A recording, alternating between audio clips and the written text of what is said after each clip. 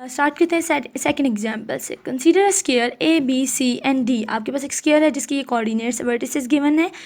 Rotate it by 45 degrees clockwise. So आपने सबसे पहले अंडरस्टैंड करना है क्लॉकवाइज है, सो 45 डिग्रीज आपके पास नेगेटिव 45 डिग्रीज बन जाएगा, ठीक है। अबाउट द पॉइंट A10, सो आपके पास जो पिवट पॉइंट है वो ए पॉइंट है। सो इस तरह से पॉसिबल है आपके पास कि जो आपको पिवट पॉइंट गिवन हो, ठीक है, वो आपके पास ये आपने एक शेप बना ली ABCD से। सो आप अगर यहाँ पे देखें तो आपके पास जो पिवट पॉइंट है वो आपके पास इस ऑब्जेक्ट का ही पार्ट है। सो ऐसा पॉसिबल है कि आपके पास जो पिवट पॉइंट हो वो ऑब्जेक्ट का पार्ट हो। एंड प्रीवियस एग्जाम्पल में हमने देखा था कि जो पिवट पॉइंट था वो ऑब्जेक्ट का पार्ट नहीं था, शेप का पार्ट नहीं था, वो अदर देन शेप एक अलग से कोऑर्डिनेट गिवन था।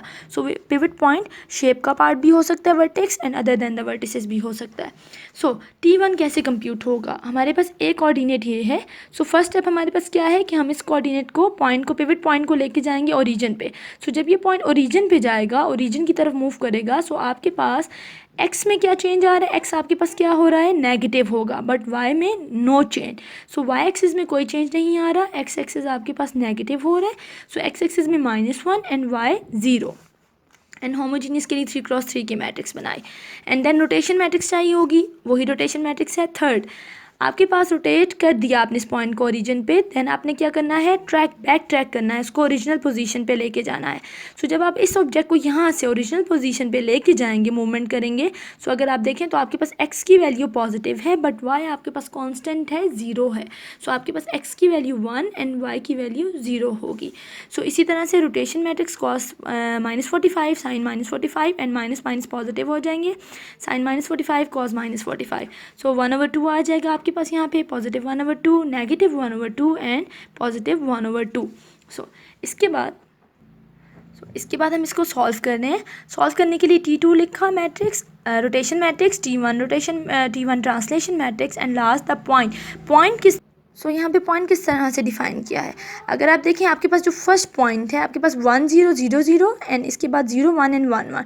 सो एक्स एक्सिस पे एक्स पॉइंट देखें 1 0 0 1। सो इसी तरह से आपके पास 1 0 0 1 एक्स कोऑर्डिनेट्स, सेकंड वाई 0 0 1 1। सो वाई कोऑर्डिनेट्स के लिए 0 0 1 1 एंड थर्ड आपके पास 1 1 1 1। हर पॉइंट के लिए आपने होमोजीनियस कोऑर्डिनेट्स डिफाइन करने के लिए 1 1 डिफाइन किया। देन आप इसको सॉल्व करेंगे। सो जब इसको हम सॉल्व करेंगे, मैट्रिसेस को हम मल्टीप्लाई करवाएंगे। मैंने फर्स्ट 2 मैट्रिसेस को मल्टीप्लाई करवाया, मेरे पास ये पॉइंट्स बने, एंड मैंने थर्ड एंड फोर्थ को मल्टीप्लाई करवाया, मेरे पास ये पॉइंट्स बने। आप फर्स्ट 3 को मल्टीप्लाई करवाने के बाद अपने ऑब्जेक्ट के पॉइंट्स के साथ मल्टीप्लाई करवा सकते हैं। So last at the and जब ये मैट्रिसेस मल्टीप्लाई हो चुकी हैं तो हमारे पास ये आंसर कंप्यूट हुआ। बट अब हम कैसे डिफाइन करेंगे कि आपके पास जो ए पॉइंट था जो कि 1 0 था उसका ए प्राइम कैसा बना, बी पॉइंट जो कि 0 0 है वो बी प्राइम कैसा कंप्यूट हुआ है। सो इन पॉइंट्स को डिफाइन करने के लिए point P and point P prime. So हमारे पास ए पॉइंट 1 0 था। सो हमारे पास जो ए प्राइम बनेगा वो किस तरह से हम डिफाइन करेंगे? आपके पास 1 0, ठीक है, आपके पास ये एक्स एक्सिस को रिप्रेजेंट करिए, ये वाई एक्सिस को रिप्रेजेंट करिए, ठीक है। ये आपके पास ए पॉइंट का column, B point, C point and D point. So इसको हम किस तरह से डिफाइन करेंगे? जो A1 0 था वो हमारे पास अभी 1 0 है ए प्राइम। बी जो हमारे पास 0 0 था, सो बी प्राइम हमारे पास डिफाइन हो चुका है, न्यू कोऑर्डिनेट्स डिफाइन हो चुके हैं एक्स एंड वाई प्राइम के लिए। इसी तरह से सी हमारे पास 0 1 था। सो हम जब सी प्राइम कंप्यूट करेंगे, सो सी प्राइम में एक्स में 1 एंड वाई √2 एंड डी हमारे पास 1 1 था। सो डी प्राइम आपने कंप्यूट किया एंड डी प्राइम आपके पास क्या आ गया? 1 + 1/√2 एंड वाई एक्सिस पे आपके पास 1/√2। सो आपके पास ये ए है, बी, सी एंड डी। सो इस तरह से आप कोऑर्डिनेट्स डिफाइन कर सकते हैं।